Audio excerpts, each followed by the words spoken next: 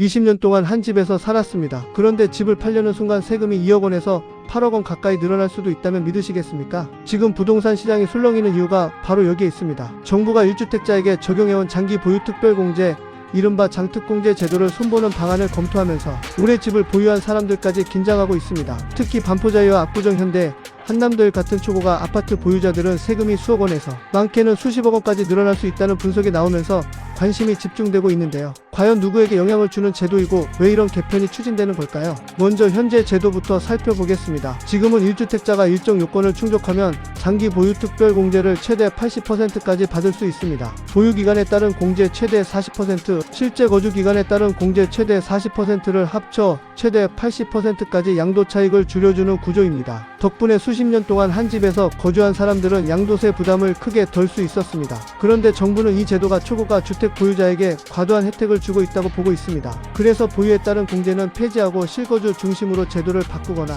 공제 가능한 금액 자체를 10억 원 또는 15억 원 수준으로 제한하는 방안을 검토하고 있는 것으로 알려졌습니다. 아직 확정된 내용은 아니지만 시장의 관심은 이미 뜨겁습니다. 실제 시뮬레이션 결과는 상당히 충격적입니다. 반포자이 전용 84제곱미터를 2009년 분양받아 현재 약 48억 원에 매도한다고 가정하면 현행 제도에서는 양도세가 약 2억 1천만 원 수준입니다. 하지만 공제 한도가 10억 원으로 제한될 경우 약 7억 9천만 원으로 뛰게 됩니다. 무려 4배 가까운 증가입니다. 압구정, 현대는 더 큰 변화가 예상됩니다. 20년 가까이 보유하고 거주한 1주택자가 현재 시세 약 67억 원에 매도할 경우 현행 양도세는 약 3억 5천만 원이지만 공제 한도 10억 원이 적용되면 15억 원이 넘는 세금을 부담하게 되는 것으로 분석됐습니다. 서울 최고급 주택 중 하나인 한남도일도 마찬가지입니다. 기존에는 약 6억 7천만 원 수준이던 양도세가 개편안 적용 시 31억 원을 넘길 수 있다는 계산까지 나왔습니다. 반면 모든 주택이 영향을 받는 것은 아닙니다. 예를 들어 목동 신시가 지육단지처럼 시세가 30억 원대인 경우에는 장특공제 한도에 도달하지 않아 세금 변화가 거의 없을 수 있다는 분석도 함께 나왔습니다. 결국 이번 개편은 초고가 주택일수록 세 부담이 급격히 커지는 구조라는 점이 핵심입니다. 정부가 이런 개편을 추진하는 이유도 분명합니다. 국세청은 현행 장특공제가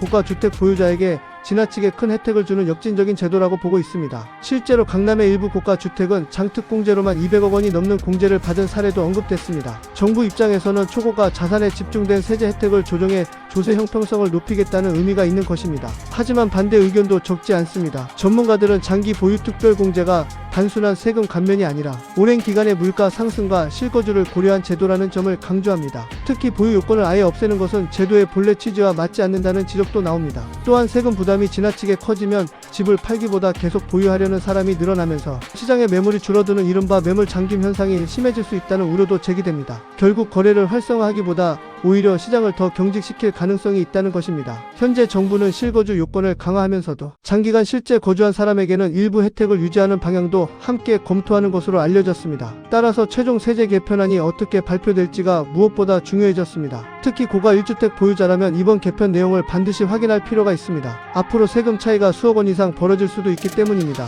이번 장특공제 개편은 단순한 세법 변경이 아니라 부동산 시장의 거래와 집값 그리고 보유 전략까지 영향을 줄 수 있는 중요한 변화가 될 가능성이 큽니다. 과연 정부가 조세 형평성과 실수요자 보호 사이에서 어떤 균형점을 선택하게 될지 시장에 관심이 집중되고 있습니다. 지금처럼 빠르게 변하는 부동산 정책과 경제 이슈를 계속 놓치지 않고 확인하고 싶다면 구독과 좋아요 부탁드립니다.